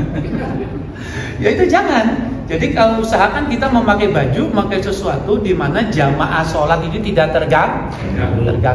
Pakai yang warna yang serasi, ya, yang jangan bertulis. Ya, ada tulisan-tulisan itu hendaknya dihindari. Kenapa? Ya itu namanya kerjanya syaitan. Syaitan ini apa? Kalau kita sudah takbir, mesti kan yang sesuatu tadi kita tidak ingat jadi yang tadi kita nggak perhatian jadi coba lihat. Makmum yang di belakang imam persis, belum takbir nggak tahu merek sarungnya imam apa nggak tahu. Tapi begitu takbir tahu loh, gajah duduk. Tahu langsung. Tahu langsung. Ini syaitan sudah. Nah, sehingga semua perbuatan kita yang menyebabkan tidak khusyuk dihilangkan. Jadi pakai baju yang serasi, ya, yang bagus, yang apalagi abiyat warna putih, ya, seperti itu sunnah buat hari Jumat dan sebagainya. Jadi yang polos, pokoknya kayak yang jangan dipakai itu yang ada tulisan dan gambar, tulisan dan ya, gambar-gambar macam. Apalagi saya dulu pernah sholat Jumat ini waktu saya jadi khatib ini saya tugas di dekat samping kantor pegawai negeri. Pegawai negeri tersebut hari Jumat olahraga. Lambo ya sholat Jumat diganti. Ini enggak seragam volinya masuk masjid semua. Nomor 9, nomor 10 ada namanya semua. Ya Allah. Ini pasti bubar. Orang pasti begitu melihat, Mas. Paham ya? Jadi boleh nggak kita ini akan menutup mata? Silakan. Kalau seandainya kalau kita dengan membuka maka kita akan terganggu. Dengan apa? Hal-hal yang bisa mengganggu, baik tulisan atau gambar dan sebagainya. Kalau tidak, sunnahnya melek. Kenapa? Karena mata juga kepingin ibadah. Waktu sujud, mata kita juga pengen ke ibadah. Seperti itu. Ya, jadi ada saksi kalau kita ibadah mata dengan membuka. Paham sampai sini ya? Nah. Maka bagaimana kalau yang terjadi bahkan sampai menutup mata itu diwajibkan? Kok bisa? Kok diwajibkan? Ya, mohon maaf. Ini fikih kontemporer, fikih sosial. Ada nggak orang yang sholat Idul Fitri di lapangan? Ada toh? Nah, jam berapa sholat Idul Fitri kira-kira? 6. Nah, begitu di lapangan tiba-tiba hari sholat Idul Fitri tiba-tiba ada caci-caci lari pagi pakai celana pendek, bagaimana? Ini kejadian. Ya. Pasti nggak pakai jilbab. Nah, apakah kita sholatnya begini? Haram, karena melihat haram. Ya, maka kalau ada kejadian seperti itu, maka kita langsung haram. Seperti itu. Ya. Tapi kalau menjalankan sunnahnya Nabi, ya mungkin sudah, karena kita langsung melihat tempat sujud. Tapi masalahnya, kita sholat dari awal sampai akhir begini terus nggak kira-kira? Tidak. Ya, kadang-kadang begini-gini dan sebagainya. Jadi kalau ada sesuatu hal yang tidak boleh dilihat, haram, itu aurat ajnabiyah, itu bukan dari muhrimnya kita dan sebagainya, ya. Maka haram. Yang itu terjemah orang-orang yang sholat di lapangan seperti ini fikih kontemporer. Maka begitu ada kejadian orang buka aurat, yaitu apalagi mohon maaf ya auratnya sampai terlalu jauh, maka ya sudah kita tutup mata seperti itu.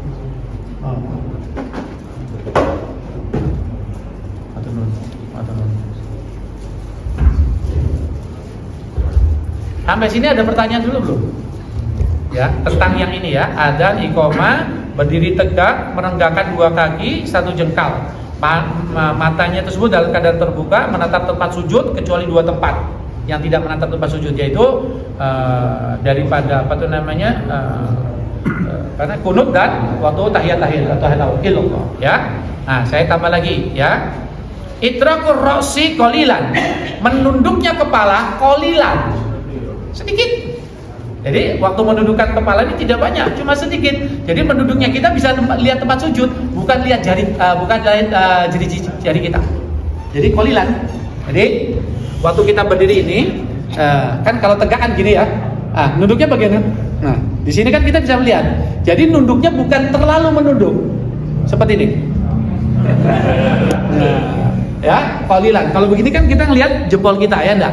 Jadi begini, paham ya? Nah, jadi qalilan ini sedikit. Jadi nunduknya pun sunnah diajarkan seperti ini. Ingat tadi, begitu kita seperti ini, kita dapat apa? Fatwa, beruntung. Apa? 100 syahid. Jadi sungguh ruginya orang-orang yang melewatkan sunnah ini setiap saat. Entah sholat sunnah, entah sholat fardu, dapat pahala. Keluar sholat kayak apa pahala? Karena kita berusaha untuk menjaga seluruh kesunahan ya, yang sudah diajarkan oleh Rasulullah SAW seperti itu ya. Seperti itu. Lalu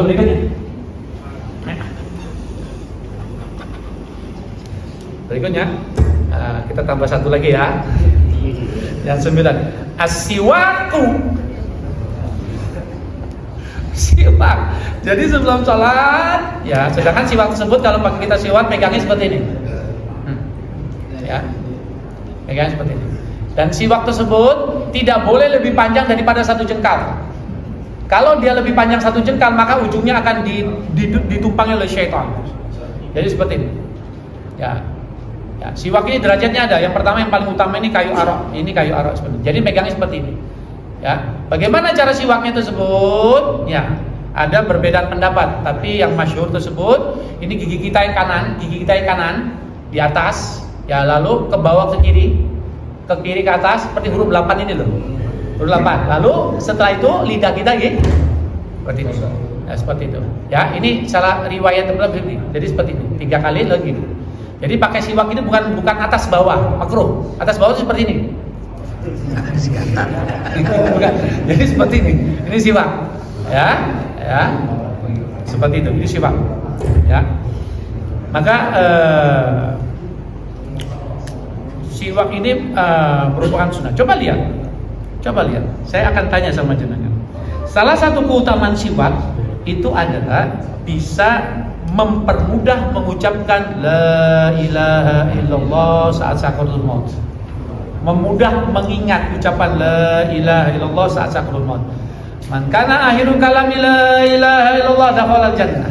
Siapa saja yang ucapan yang terakhirnya la ilaha illallah, Allah subhanahu wa ta'ala. Saya sekarang tanya sama jenengan, apa sunnah Kanjeng Nabi yang terakhir sebelum meninggalkan dunia yang fana ini? Apa? Kanjeng Nabi melihat istrinya siwak. Ini sunnah yang terakhir. Katanya disiwaki khair min sab'in raka'atin bi ghairi siwak. 2 rakaat yang bersiwak itu pahalanya lebih bagus daripada 70 rakaat tanpa siwak. Jadi orang kalau sudah sholat pakai siwak, maka pahalanya 70 rakaat ini akan 2 rakaat yang pakai siwak pahalanya lebih banyak daripada 70 rakaat tanpa siwak. Berarti kalau sholat subuh ya, kalau berarti kan harus, kalau jenengan mau pakai siwak, enggak pakai siwak harus 35 kali jenengan pulang pahalanya itu dengan pakai siwak. Ya, maka siwak ini ada beberapa derajat. Intinya pokoknya siwak tersebut kalau nggak punya kayu arok, maka derajat berikutnya adalah kayu kurma.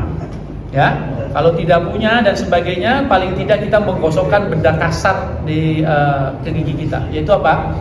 Salah satunya ini. Nah, ini masih diperbolehkan. Ya, walaupun pahala yang paling banyak tentu derajat yang pertama ini. Ya, derajat pertama ini. Nah, siwak tersebut ya tadi di awal saya sudah cerita tentang keutamaan siwak tersebut. Ini ada cerita lagi tentang siwak, yaitu tentang dimana waktu itu pasukan sahabat perang.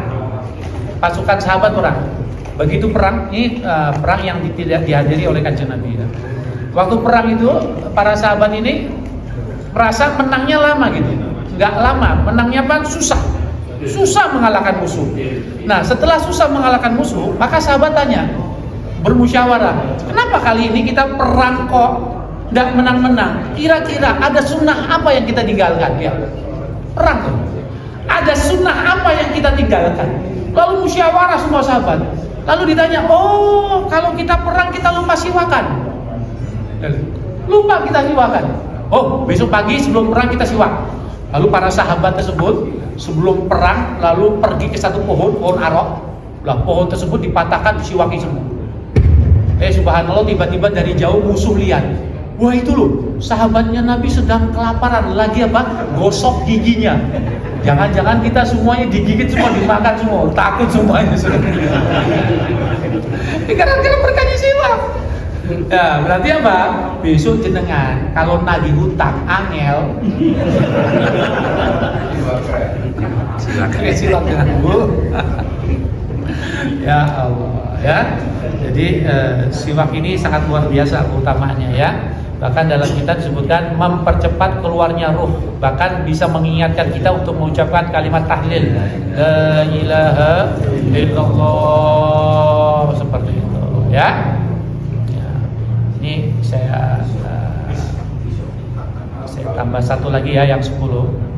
Yustahabu rirajuli ayyusalliya fi saubaini qamisin waridain au izarin fasayarawila fa innik tasaro ala satil aurati jaja wastahaba an yadha'a ala akidihi syai'an. Jadi bagaimana hubungannya dengan baju? Baju ini sunnahnya, baju yang dipakai sholat sunnahnya itu kita memakai dua potong. Yaitu boleh gamis dengan rida. Gamis itu yang ini ada yang pakai gamis nggak sini? Oh, masya Allah. Nah ini sunnah ini gamis, ini sunnah ya. Gamis sama rida, ya seperti itu ya. Gamis dengan rida. Atau kalau tidak ada gamis dengan rida, maka kita ini pakai sarung, tapi sarungnya di dalam ada sirwal, ada celana, ya. Dan celananya itu tersebut di bawah dengkul. Jadi seperti ini, ya ini sunnah. Jadi kalau saya pakai sarung, di dalamnya ini ada, nah ini sunnah, ya. Jadi bukan celana dalam loh ya, bukan celana dalam. Jadi ini pakai celana seperti ini, celana yang di bawah dengkul ini sunnah. Jadi pakai celananya ini, di luarnya pakai sarung. Ini sunnah. Ya, seperti itu. Jadi dua.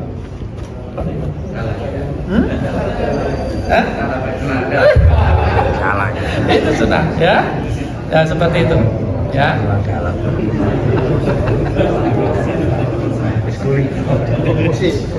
Lalu berikutnya, ya, lubsur ridai, memakai rida. Ini sunnah. Jadi ini sunnah. Jadi pakai rida ini sunnah, ya. Mengenai kesunahannya bagaimana? Ini pendapatnya berbeda-beda. Ada yang dipakai kiri, ada yang dipakai kanan, ada yang seperti ini ya. Ada yang waktu sholat ditaruh di depan seperti ini. Ini semua walhasil semua sunnah semua. Tapi yang intinya sunnah sholat ini pakai rida. Ingat fatubah, maka beruntung orang yang jalankan sunnah. Jadi ini jangan dianggap sepele, ini sunnah. Paling enggak 1000 syahid. 100 syahid paling enggak. Ya, belum rahasia-rahasia lain seperti itu ya.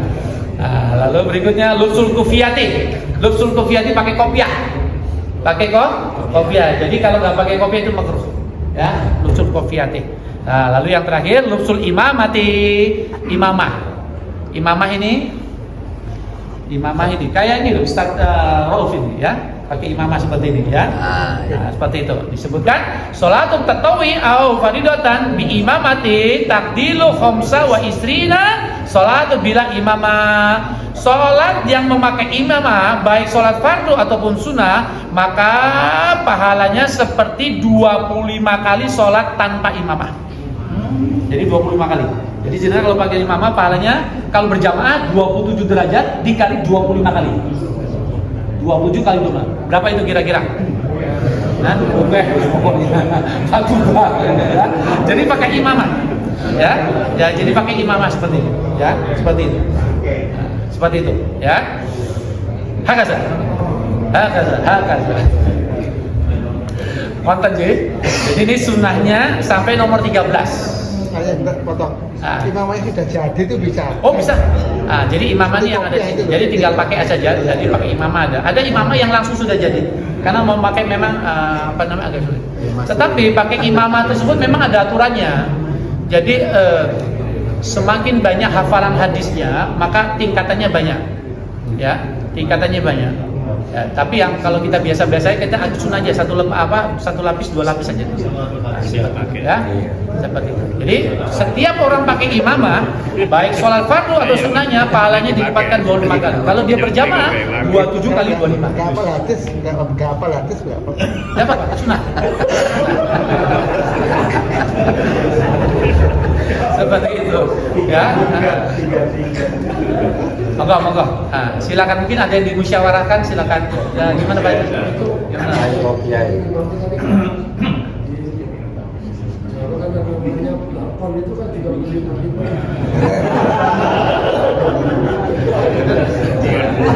Ya, jadi imamah itu adalah kain ya, yang memang tidak terujungnya memang dipasang. Seperti itu. Kalau jenengan mungkin lihat ke Turki, Mesir Topkapi, di situ kan ada peninggalan Kanjeng Nabi. Ya, seperti itu. Jadi imamah itu yang seperti itu, diikat saja. Nanti ujungnya kalau sunnahnya ini Kanjeng Nabi di belakang ada kayak buntutnya sampai pundak sini. Itu ada bab sendiri tentang bagaimana cara pakai imamah, berapa panjangnya dan sebagainya. Ya, ini di kitab syarahnya. Kalau ini kan matanya saja. Gimana Pak Haji? Oh belakang ini. Ya udah. Seperti itu. Beli saja yang warnanya putih. Yang warna putih kan ada kain buat imamah itu. Seperti itu. Gimana Pak Haji? Terima kasih Ustaz. Sama-sama. Ustaz tadi kan disebutkan bahwa sholat itu memandang tempat sujud ya. Nah, sejak kapan syariat itu diturunkan oleh Nabi? Karena Nabi sendiri kan bilang, sholat kamar apa ini sholat. Artinya sholat Kamu seperti melihat aku. Nah, pada waktu itu para sahabat ya saja itu kan memandang ke arah Nabi, ke imamnya itu. Jadi sholatnya tidak memandang ke tempat sujud, tapi memandang ke imamnya Rasulullah. Yang kedua, Ustaz,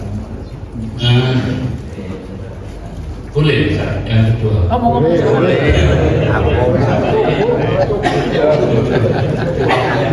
Luar biasa, ya berarti semuanya. Ya Ustaz, terima kasih Ustaz. Ya, ini pertanyaan. Allah selalu memanjakan yang barokah dan sehingga bisa menyampaikan ilmu Allah terus-menerus Ustaz. Terima kasih Ustaz. Sama-sama ya. Jadi kalau dalam kitab yang lain bagaimana cintanya sahabat sama Kanjeng Nabi, sehingga sahabat ini benar-benar meneliti semua ucapan-ucapan Kanjeng Nabi, tindakannya Kanjeng Nabi untuk diikuti. Bahkan ada salah satu sahabat sepeninggalnya, ini saya akan melebar dulu nanti baru bisa menjawab ya. Sepeninggalnya Kanjeng Nabi, sahabat tersebut berjalan di padang pasir berjalan. Tiba-tiba sahabat tersebut diikuti oleh sahabat yang lain, itu ada satu pohon. Wakilah pohon kurma. Sahabat tersebut tadi tujuannya lurus. Tapi sahabat tersebut nggak lurus, muter dulu kayak tawaf gitu. Habis muter baru jalan lagi. Ditanya, kenapa kamu melakukan ini? Ya, dulu saya pernah berjalan di belakang Kanjeng Nabi lewat jalan yang sama. Pohon ini muter baru lurus. Jadi sudah kalau sahabat ini kalau ngikutin Kanjeng Nabi udah nggak pakai akal. Kalau Kanjeng Nabi gitu, itu sudah nggak pakai tanya apapun. Nah sehingga sahabat tersebut saking kepenginnya mengikuti sholat kamu atau musolli, sholat kamu sebagaimana aku sholat, terkadang mencuri pandangan. Apa? Melihat bagaimana Kanjeng Nabi tersebut. Nanti di sini kan nanti ada berikutnya ya, bagaimana ini cara megang tangan Kanjeng Nabi. Bagaimana Kanjeng Nabi kok agak ke kiri sedikit? Karena sahabat melihat, tangannya ternyata nggak simetris, agak ke kiri sedikit. Karena dilihat oleh sahabat seperti itu. Jadi sahabat kadang-kadang apa? Meniru, melihat. Kenapa? Tujuannya untuk apa? Mengikuti. Seperti itu. Seperti itu maksudnya, ya. Nah, tapi Kanjeng Nabi melakukan sholat yang sempurna dari awal seperti itu. Tapi sahabat itu kadang-kadang mencuri pandangan itu apa? Untuk mengikuti bagaimana yang dilakukan Kanjeng Nabi dalam sholat tersebut. Apalagi juga dalam sholat sunnah diperhatikan oleh sahabat dan sebagainya seperti itu. Ya, seperti itu Pak Haji. Ya. Apakah setelah Nabi itu mencobakan seperti itu ada syariat turun? Ya, jadi yang saya baca ini adalah kumpulan daripada kitab-kitab yang lanjut semua. Semua ini ada dalilnya. Kanjeng Nabi kalau sholatnya begini. Ini adalah penjabarannya semua. Jadi kalau kita mau melihat kitab aslinya, yaitu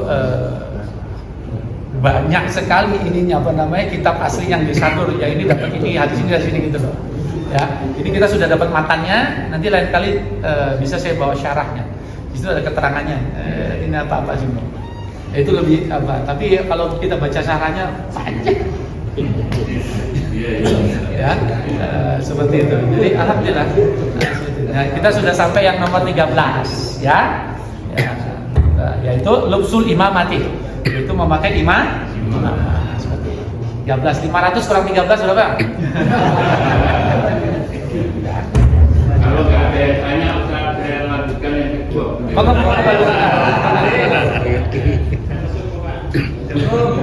Ustaz, mengenai sunnah Nabi. Apakah kalau nggak dilakukan hal itu boleh kita mengerjakannya?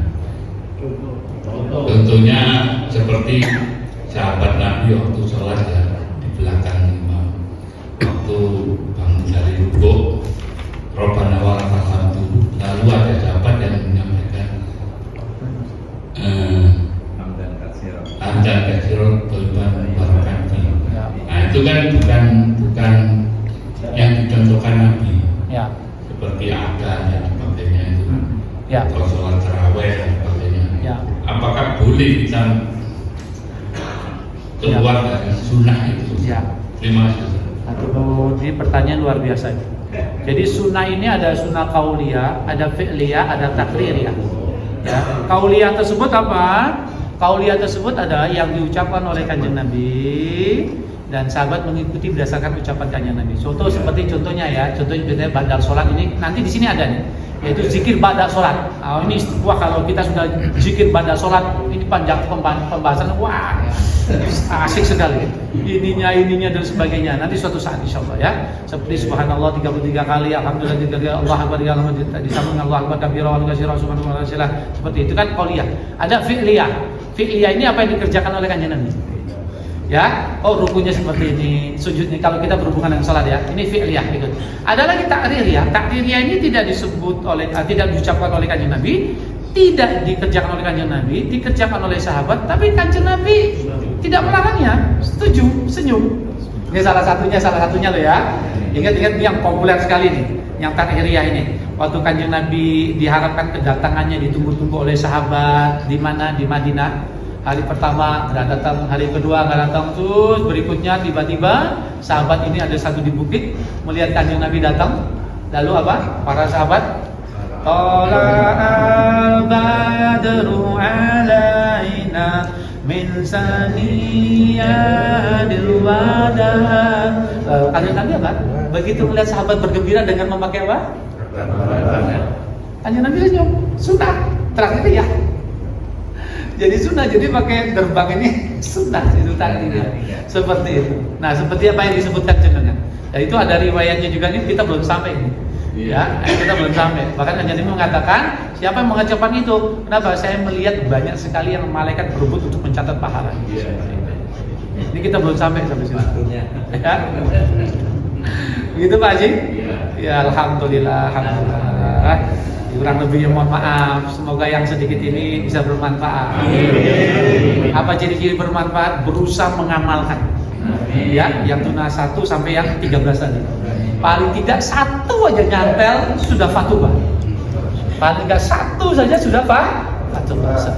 Wallahu a'lam. Bismillahirrahmanirrahim. Rabbil alamin dagini sayyidina nabi Muhammad yuafi wa yuqim majid Allahumma salli ala sayyidina Muhammad ila hurmatil adada ma fi ibillah salatan wa salaman daimaini bidang kala wa ala subhi Allahumma fil lana dzunubana wa li walidaina wa liman haqqan alaina wa fil qadar sayyidina Muhammad Allahumma salli wa sayyidina Muhammad al farid wa sayyidina Muhammad Allahumma di sayyidina Muhammad Allahumma arhamhu wa sayyidina Muhammad Allahumma ansur wa sayyidina Muhammad Allahumma dina fi man hadait wa afina fi man afait wa tawallana fi man tawallait wa barik lana fi ma atait wa qina bi rahmatika syahra ma qadait Allahumma salli kami hari masalah minhu Abu Qadir Muhammad sallallahu alaihi wasallam wa ibadika salihun wa na'udzubika min masalah minhu Abu Qadir Muhammadun sallallahu alaihi wasallam wa ibadika salihun Allahumma rizqna min sayyidina Muhammad sallallahu alaihi wasallam dhahiran wa batinan fi afiyatin wa salamatin bi rahmatika ya arhamar rahimin jazakallahu alaihi sayyidina Muhammadan khairan jazakallahu sayyidina Muhammadan mahwa ya Allah biha ya Allah biha ya Allah bi husnil khatimah bi husnil khatimah bi husnil khatimah rabbana atina fid dunya hasanah wa fil akhirati hasanah wa qina adzabannar wa sallallahu alaihi sayyidina Muhammad wa alihi wasallam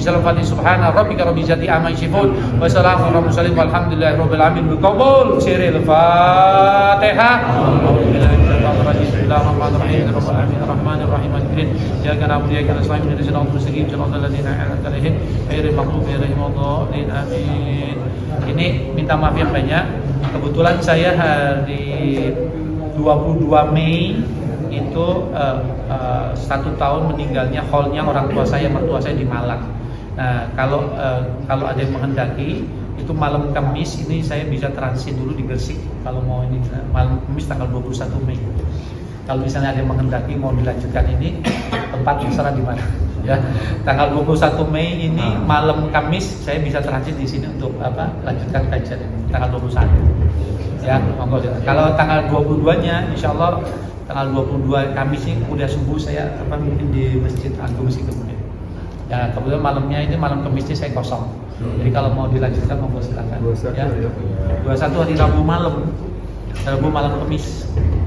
Rabu malam Kamis. Nah, jadi kalau misalnya mau menghendaki nanti kita lanjutkan. Dan ini kalau dia menghendaki kitab ini boleh di fotokopi, ya, di fotokopi nanti masing-masing peserta bisa nyatet di urak-urak ya. Nah, nanti terserah panitia, ya. Seperti itu. Mantan J, kurang lebih mohon maaf. Subhanallah wa bihamdika, asyhadu an la ilaha illa anta, astaghfiruka wa atubu ilaik. Assalamualaikum warahmatullahi wabarakatuh.